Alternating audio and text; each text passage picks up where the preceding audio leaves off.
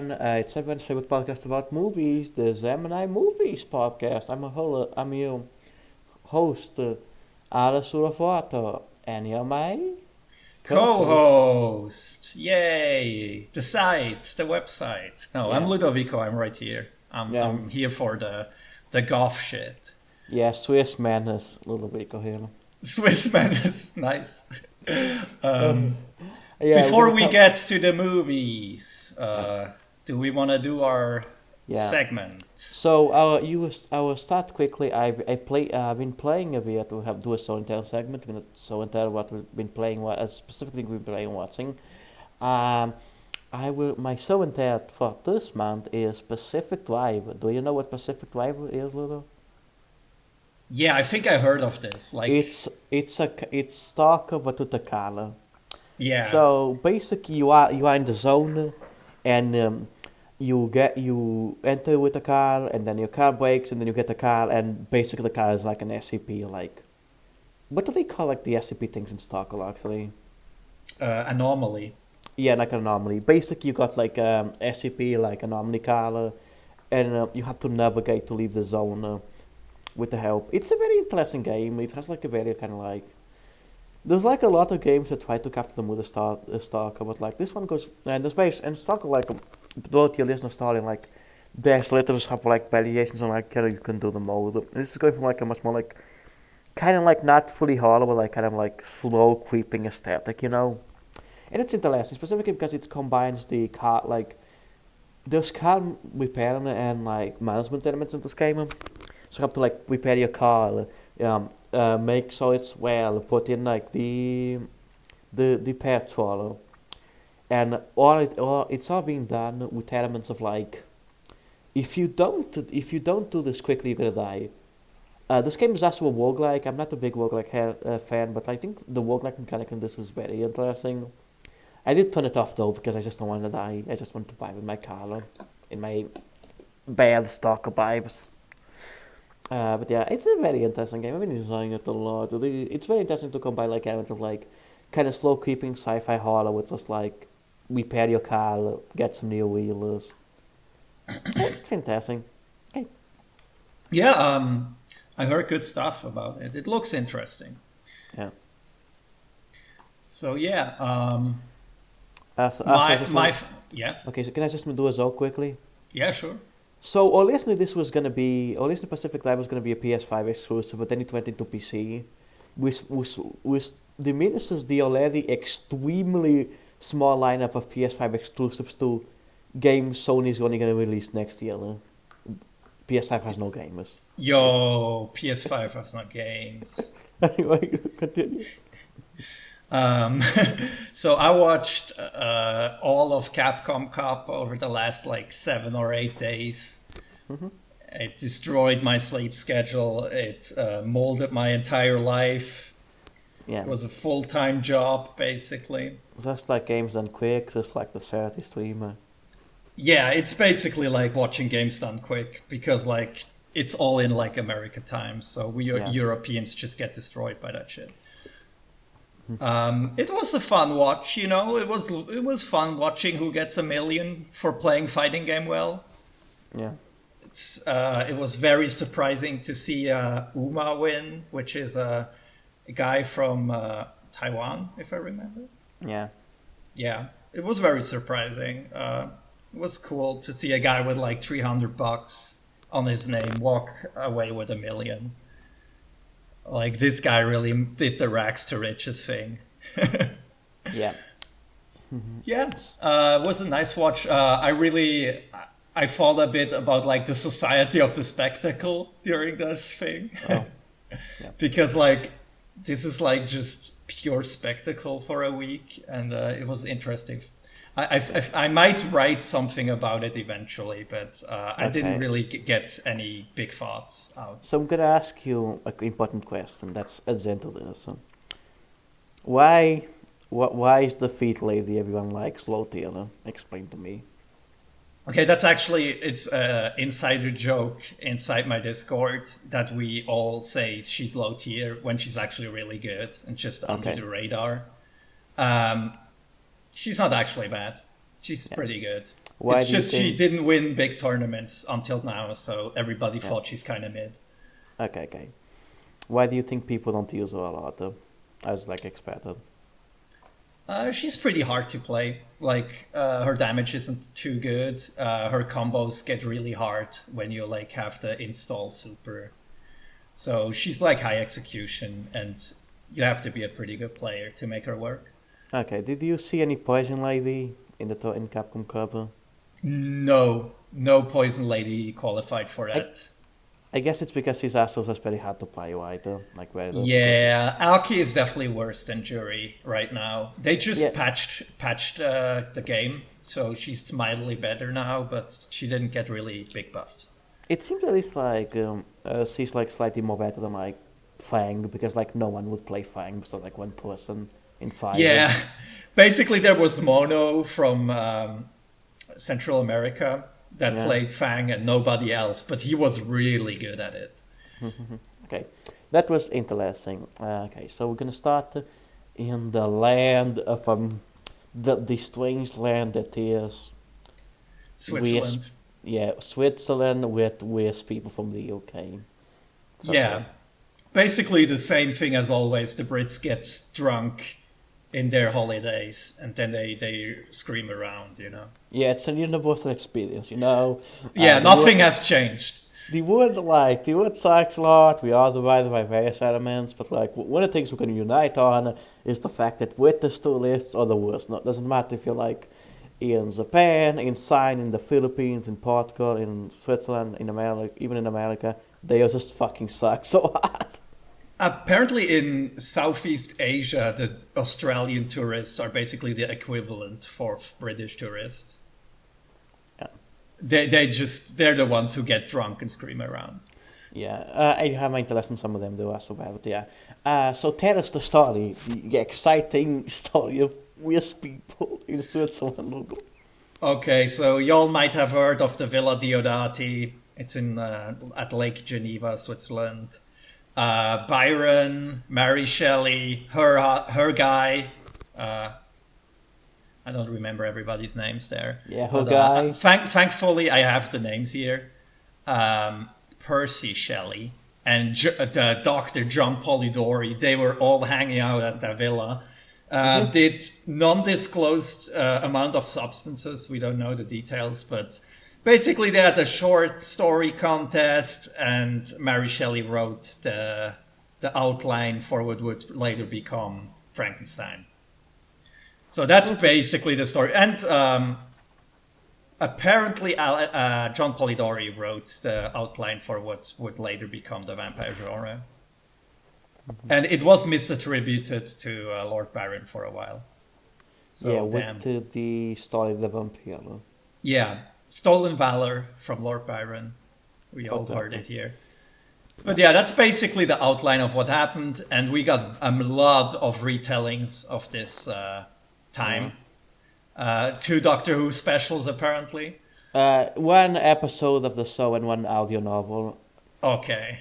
Shouts out to my favorite Doctor Who companion, Mary Shelley. She fought the Cyberman one time. That's so cool. Anyway, continue. Yeah, we're talking about 2 of those movies that came out in the 80s today. Gothic from directed by Ken Russell, and Haunted Summer, directed by Ivan Passer. So, Do you want to do an introduction on Ken Russell? Because like I feel like he's its own personality. I don't know how to describe Ken Russell. He's a very horny guy. He was gay, I think, bisexual. I vaguely remember he was queer. Yeah, he probably was bisexual with the amount of horny he delivered. British actor, did a lot of movies. Is mostly known for like his more like extravagant pieces, like The Devils, as Tommy, stuff that's like transgressed was just like plain weird. But he had like a very long career and was like, I have to explain. He was like very art house, that's in mainstream movies. He had like very kind of like influence of the occult and stuff. And Yeah, just, I like, would say he's heavily inspired by like the hippie movement and like the New Age movement. Yeah, like it's very like he's like a very eccentric lad, like gets lumped into like certain categories. But like you watch his movies and like a lot of them was just very much him doing just whatever he's interested in, and they're very weird to engage with, but mostly decent. Yeah, Besides I like Tommy, I his think stuff. exactly. I think Yeah, Tommy sucked, but I like everything else I watched from him so Tommy far. is on the list. Maybe someday we'll talk about Tommy here. Man. Yeah, maybe But sometimes I actually have to think about Tommy, Tommy Soprano.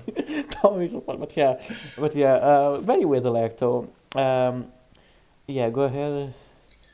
So I guess we're gonna like just quickly give shout outs to that academic work I didn't read that connects Gothic movie Ken Russell did to like heritage tourism, Hmm.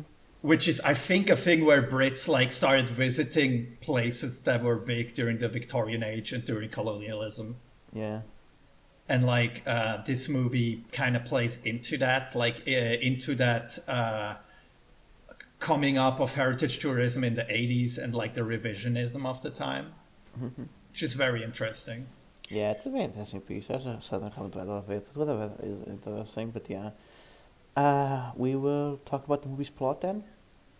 Um, yeah, I don't really think we need to do the time machine, right? Because this was the 80s. Uh, Uh, Costume dramas oh were a yeah, thing, I guess. oh yeah, time machine. This is very weird. I feel like this is very much an accidental thing. Like the 80s had a weird with certain stuff like God stuff, of course. Like you had post punk music, you had like a lot of interesting interest about godness and stuff like that. Yeah, new romantics and all that shit. Yeah, yeah, yeah. But in general, I just feel like this was just kind of the from what I understand, this was basically just like this is Gothic's adaptation of like a movie, like a book script, and they just it went to like a bunch of people. Ken Russell just like got into it, not that particularly interested, not like that particularly most about the posit. And then there's a guy, then he got teamed up with a guy called Stephen Bolke, which is mostly known. If you know horror movies, you probably know him for the BBC special Ghost Wars, which is like one of the really fun fartest things. Where like they did a special where they claimed to have interacted with the ghost. It was like a fan fartest fake thing they did for Halloween. It's famous if you like you are deep enough in like horror stuff. But Yeah, yeah, yeah. It's kind of like a War of the Worlds thing, right? yeah, yeah. Where I guess some people probably thought it was real or some shit. Yeah, so like there's not a lot of connection. From what there was, Haunted Summer was like maybe trying to copy Gothic, but also it was like another script. Like the script was faulty and line. Scorsese at one point was like In giving it, talks, I think. yeah. So it was given to Ivan Paso, who's like second new wave director that made some movies in Czechoslovakia and then left did the political stuff there. And then got produced by the Scannon Group, who are their own story. Basically, two extremely shady guys from Israel made a movie company and then set up that movie company in Hollywood, trying to like rival Hollywood. They made a lot of slog, like the slockiest shit ever made, and got bankrupt. Yeah, Um, Haunted Summer is weirdly enough not one of their really schlocky movies, which was it's surprising. it's normal. There's other people that make Americanism stuff, but yeah, I don't think we need to talk about a lot. This doesn't seem to really have the lot. Sometimes movies just get made in movies that are similar to other movies get made constantly. So, but yeah, Yeah, there's definitely a case to be made that there's like canon is just imitating Gothic, yeah. but like it doesn't really matter that much. Okay, let's go plot. Let's go. We usually start with cast and acting, Oh yeah, Alex. sorry, I got confused. Casting acting. Let's do our first segment of cast and acting and start with Gothic. So we have Gabriel Byrne as Byron. We have Julian Sands as Shelley. We have Natasha Richardson as Mary Shelley. We got Miriam Sear as Claire. Timothy Spall as Dr. Polidori and Alec Mango as Murray. Yeah. Don't I mean, forget Turkish Mechanical Woman, which is Linda Coggin. We never see her face, of course, because she's a robot. Yes, he's a robot. Yeah, I really like the guy that plays Byron. He was actually in a lot of movies I've watched from movie group, and there's in two movies in the same thing in the list. Was one of them is Day, so I might do that someday.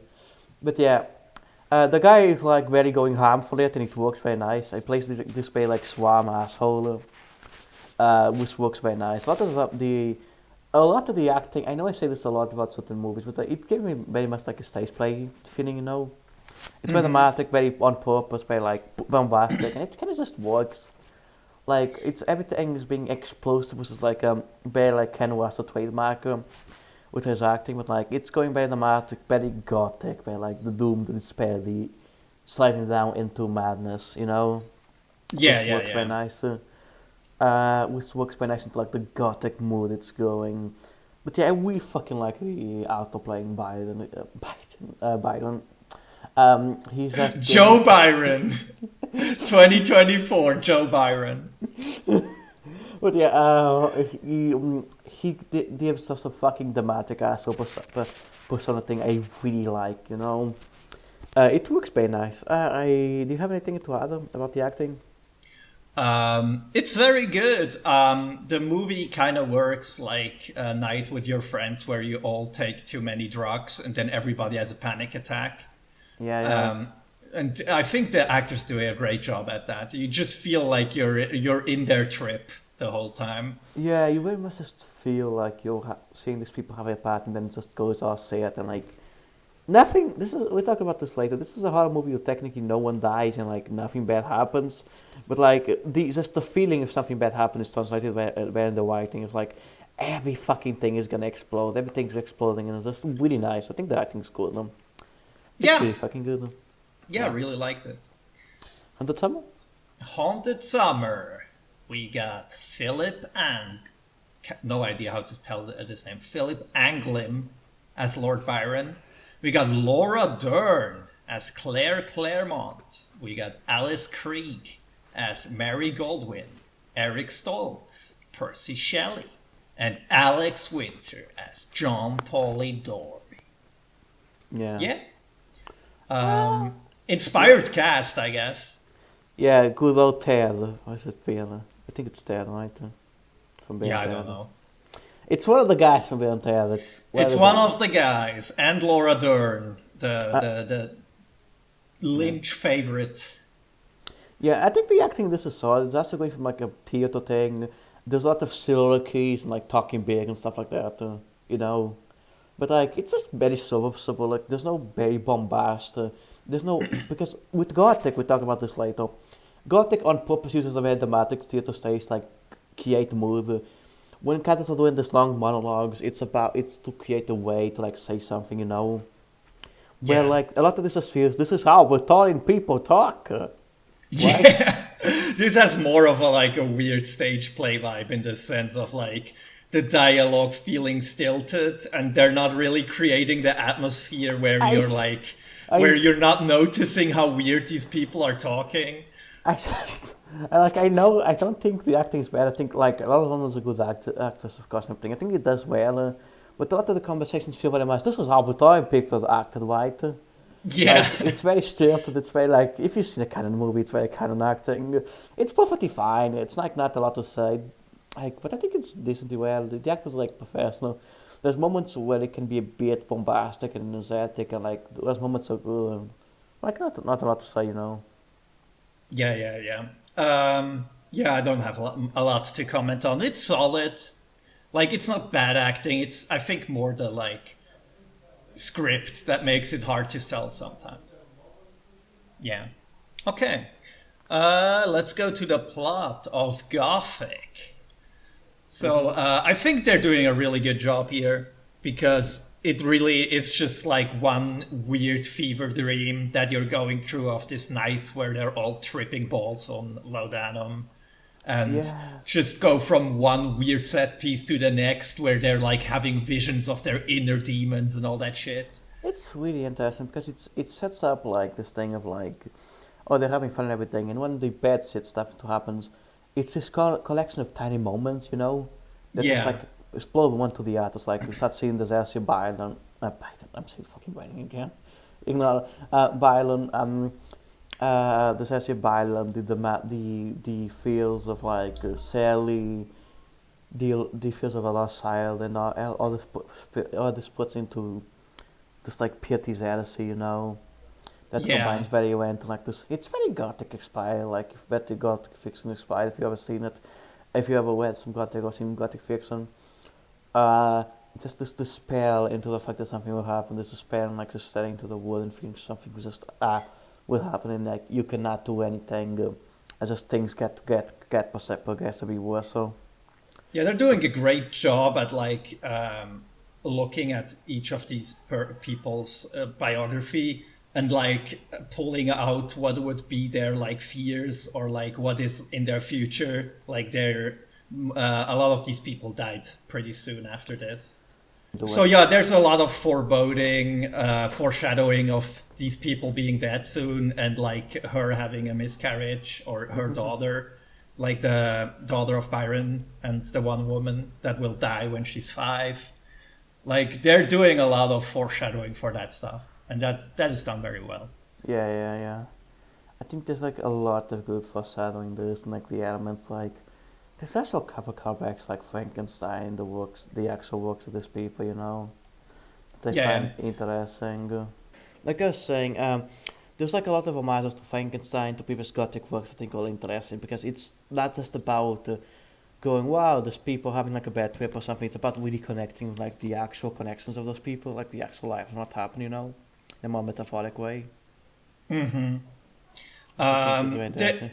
yeah, Haunted Summer kind of fails at this, but this like uh, conceptualizes like the ideas that Mary Shelley would put together to write Frankenstein really well. Like Yeah, it puts all this. those ideas out there, and then Mary Shelley just has to combine them to write the story. It's also kind of just a very kind of traditional story. It's very interesting because it's a kind of traditional stuff like about the people that's like breaking apart over petty drama, but it combines it like it adds this like very gothic atmosphere to like it creates something. Yeah. It's very foreboding. Yeah. Yeah. Yeah. Let's go to the plot of Haunted Summer. Things happen. Yeah, this is more a traditional costume period piece drama, The fancy people are talking with each other and have drama over who is gonna sleep with who. That's basically it. They're not going as hard on like the puzzle pieces of Frankenstein coming together and shit. Yeah, it's just kind of things happen. People in fight. Things happen. Yeah, it's very much feels like very much like kind of like a traditional period drama thing. Yeah, like it doesn't really have the heightened nature of Gothic. It's good though, It's not super tense or interesting, but you're entertained watching these people. Yeah, there's not a lot to say because it's just very much one of those period dramas. Like it's fine, it's entertaining. There has moments where like I do think it's interesting, but like the plot's kind of just very thin. It doesn't build to anything really. While It's like Gothic has this explosion at the end, and then the next morning where everything is just normal. yeah, there's like an actual emotional like explosion where this is just one of those period dramas. Yeah. Yeah. Let's just move on. There's not too much here. Yeah. Um, Gothic teams. So yeah, Gothic is all about that Gothic shit. So we got death, sex, and love everywhere here. Yeah, there's actually a lot of like trauma over lost ones, trauma over emotionally, like just this kind of like a lot of Lord Byron stuff is just him like refusing to actually confront himself. So like he just hides himself in like a life of pleasures. It's Yeah, just very like it's very much like putting in adding in the actual themes of a lot of Gothic literature in these people's lives. So it's like of course because art often imitates the artist.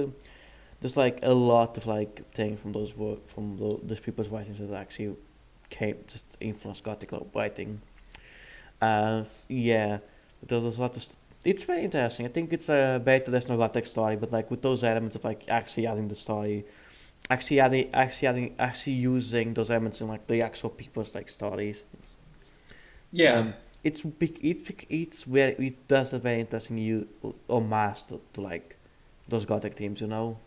Yeah, from some of what I read, I think it is this one and not Haunted Summer. This also takes a lot from like Hammer horror movies.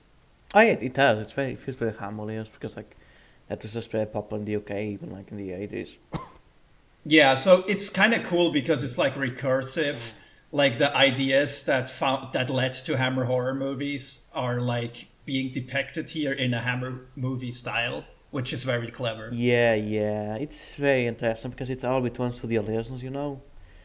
But like, I really like stuff like the scene, like Mary's area, like the young characters, I can't remember, reflects on like that of style, like just it's a lot of stuff. The every I guess episode or every like short moment of this adds more into like about the spell, about the trauma they feel, about just like about the partners, and there's like soliloquies about like that's just being humanity, was that's like both the gothicness and like just these people's actual lives. It's really interesting, you know. Yeah, yeah. I mean, it's very much like just a bunch of neurodivergent people going through it. This just like me every day, Yeah, just like me currently. If you know, you it's know. relatable. Yeah, for real. So yeah, themes in Haunted Summer. I guess it's similar themes, but they're not expressed as good. It's the same with themes, but the thing is like it's very much going through like a period. I almost look at the themes are like a character that's like a piece about them and doesn't actually communicate any. It doesn't actually communicate them. It's just like there's maybe a piece or maybe like a scene with like it's so like it's so kind of just like really just recreating the emotion of these people, not doing anything. That's just like it doesn't really explore those themes, you know. Yeah. The way I like observed this was like Gothic shows its themes through its imagery, and like Haunted Summer does it through dialogue, and it just isn't as good. Because like it has a lot of dialogue that like explains each character, but it doesn't like show it through imagery as well as Gothic does. Yeah, which is like an issue. It just makes it less interesting to watch. With Gothic, you're always like looking for the next cool scene with cool imagery, and with the other one, it's more like, yeah, these people talk some interesting shit, Yeah, but it's not much happening. yeah. There's no white lady showing up, for example. Yeah, there's no breast eyes and shit. There's no mechanical Turk. Wasn't that thing actually real? I don't see. I think it was actually real, but I don't know if there was like a sexy mechanical Turk, and if Byron had one. Weren't there like proto robots or something? Yeah, there were either proto robots or just there was a guy in there operating it and making it seem like a actual machine. Which I mean, that's most of robots. Most robots just a guy, you know. Yeah, most robots is just a guy in there, you know. For real, anyway. But yeah, I feel like the thing with the 100 Sun was like it's very much trying to maintain itself as like a just regular period drama. So like it feels very constrained. With like doesn't have the bombast thematic ways to do something like what the Gothic is doing, which is an issue. Yeah. Okay. Cultural relevance, Gothic. I feel like if you like experimental cinema, Mary Gothic stuff, there's like a lot of things. Like this is a movie in the body of a very aesthetic director that like if you're a true film nerd, you're gonna know about this. Like it's always gonna be like a B like a Z-list B movie in like his body of work. But like I think if you like interested in this type of cinema, like there's always gonna be a relevance, you know. Interesting enough, looking up reviews on Letterboxd and stuff, people seem to think it's one of his weakest movies, which I do not get why. Yeah, I don't quite understand that either. It's just kind of like all of his elements are like a good movie. It's also short, so I can just watch it and like just enjoy it. It has all the good Ken Russell shit. It has drugs and horny. Yeah, it has the drugs and the honey. That's all we need, you know? I don't know why people didn't get their Ken Russell fix from this. Yeah, it's fucked up, you know. But yeah, Haunted Summer. No, let me say my part. Sorry. So I think, yeah, because this is a Ken Russell movie, it's like gonna keep some relevance over time. And people who are into Gothic literature like get way more from this movie than Haunted Summer. So I think it's also gonna stay relevant because of that, because it like depicts history in an interesting way, like Oh not yeah. accurate, but like the emotionality of it. Okay, not to go back, but one quick thing. I should mention this in the teams. There's a painting that the movie poster is based on that we're calling. That we should Yeah. mention. What's the painting's Uh, name?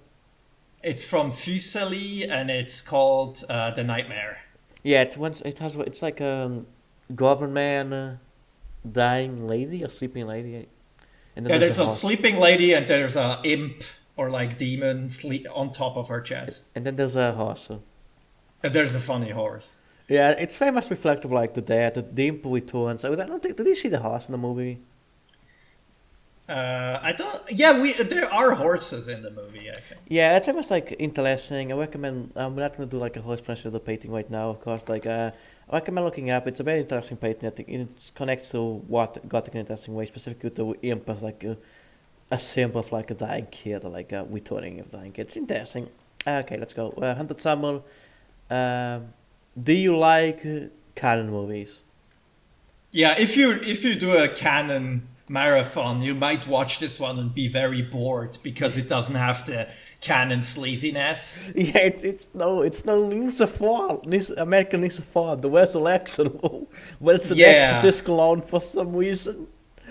yeah, it doesn't have the canon like wildness to it. So in terms of their catalog, it's just not gonna be very remembered. Honestly, it's just remembered because it's a canon movie, and one of the guys from Bill and Ted is one of the actors because he was like a reoccurring canon guy for a bit. So Yeah, like, do you like obscure movie trivia? That's the movie, but yeah, like the thing with Hundred Summers, like it's a fine movie, but it's like nothing that's like gonna.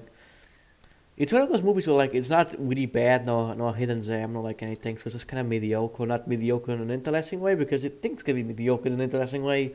This it's just kind of very mediocre. So like it's just kind of there in the yeah. heart of the movie. Also, while Gothic is still exciting to watch nowadays, I think this one just feels kind of dry and dated. It's a very kind of dated opposed of like period pieces. If you want like some 80s period pieces, it's what's like some BBC stuff. Like Yeah. BBC, like Planet Peasants or like Zen Air and stuff like that. Yeah. Anything else? No, I think that's it. Music? Cinematography? Cinematography.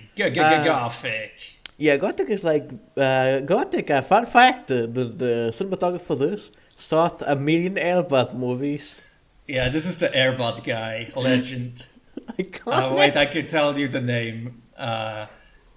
He is called Mike Southon. Yeah, he shot experimental cinema in a bunch of kids movies. You can really see the legacy here. But yeah, I really like the cinematography in Gothic. It's very stage play, but there's moments where like character faces will be where we were near. Characters will be like separated like a stage play. There's a lot of detailed shots, specifically of there's a recurring shot of like stairs that's part of the themes. Yeah, I don't yeah. There's specifically all know. stairs. Yeah, there's a specific thing of like just the weirdness of like stairs and the end of stairs. There's like a lot of scenes where like it will go very explosive while like you're gonna see like a million faces in the same sort like and just rotating like interesting ways. It's very interesting. It's very experimenting. It knows how to be like contained when it needs to be, experimental when it needs to be, and just like always keep moving. Yeah. Uh, I really like it. It's just like the classic movie Airbud where the dog plays basketball. You really see the Yeah, connection I think it does a really good job at like creating these gothic moods through cinematography. there. Like there's a lot of heightened atmosphere in those shots and like in the way they film it. It's really successful at that. It really feels very nice. Yeah, I really do like it. Yeah, watch this one for the cinematography alone and like for the wild ideas they put together. It's also some nice like shooting in the countryside stuff. Because it was like shot in the countryside of some country, right? Yeah, this one was shot in England. The other one was filmed in Italy and Italy? Switzerland Yeah, but yeah, I and really Malta. iconic how to mount. That's how to mount it. That's how the knights are mounted. Yeah, Maltese Knights, let's go. Let's go. Our new podcast, the Maltese Knights. We're gonna go. We're gonna play Age of Empires 3, where Maltese Knights are like a big plot point. Yeah, let's go. Yeah. I just watched the movie. It's very well shot. I like it a lot. Haunted Summer. It looks like a movie.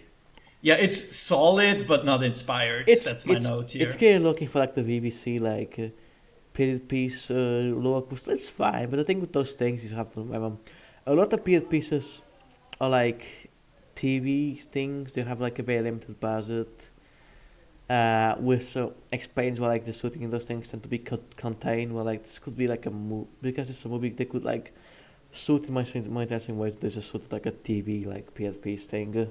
Yeah, there's some nice landscape shots, but overall it's like it's not well lit. It's not super cool gothic lighting like the gothic movie does. It's just like kind of overlit often and not like gloomy or dark enough for me. It just looks like a movie. There's like an interesting shot I think when like they're on the sea and like there's like a bit of experimentation that's kind of weird. Yeah. Okay, music. I don't know why I said that like that. Yeah, Gothic has the Thomas Dolby soundtrack. Iconic composer created the Dolby music system or something. I don't know, actually. He's like an actual, he created like a important music instrument thing. Like. Oh, did he make Dolby Surround? Yeah, he made Dolby Surround is like his thing actually, yeah. I think it's a very good soundtrack actually. I really like the Gothic soundtrack from him. Yeah, it's very gothic, but pardon me, thing. It's very gothic, but also like very kind of just like synthy. Yeah, he plays around with synths a lot. It's a bit like post-punk synth to like synth pop layer soundtrack, which goes very good because it's just ton ton ton ton ton ton, but with the synths, so they just sound. Yeah, yeah. There's a lot of ton ton ton ton ton. But with the synths, it sounds like you got an extra groove, extra mood. Yeah. It adds very nice, specifically when the more experimental things happens. It's just like it really feels like you're just having a panic attack while the music is just going dun dun dun dun dun dun dun. It's very nice. Yeah. It's cool. It's really cool. Haunted Summer. There's nothing here. It's I don't remember anything from Haunted Summer. Yeah, I don't remember the music from that movie at all, so it can't be that interesting. Yeah. Final thoughts? Gothic is definitely worth your time. Yeah, Gothic Haunted Summer. I don't hate it, but it's a movie. Gothic is a genre. If you like Gothic shit, if you like horror, if you like just the thing is like it's a horror movie where like no one dies, and like there's technically like just a happy ending kind of if you not really, but like it's a very much a thing and like it's just the tension of there being something. It's like a very fucking engaging movie. Because you know nothing's gonna happen, but like it feels like something's gonna happen, and just like puts you in the experience of just like why it's it that's gonna happen. It's a really fucking good movie. I really recommend it. 100 Summers of Years. I just cannot recommend it because it's so mediocre. Yeah. Yeah. Before we went to podcast, with the new system, each one of us, me, Ludo, and producer Press picks a movie from two movies from the list. And because it's Oscar month and because of the upcoming presidential elections, we're gonna talk next month about two movies about Abraham Lincoln from the 20s. Get ready, Europeans talking about Lincoln. We're gonna cancel Lincoln. Get hype. Next time, we're gonna cancel Lincoln. Get hype. Yeah, we're gonna finally like put the hammer down on this guy. It went on too long. Come on. Yeah, we're gonna hammer Lincoln up. But yeah. Get hype, but yeah. Twitter Salt Water, Blue Sky Salt Water, get my Pantheon, same name, pay me money, yeah. Ludo? Ludovico Limited on co-host. Yeah, find me there. And see ya. Have a nice day. Bye bye.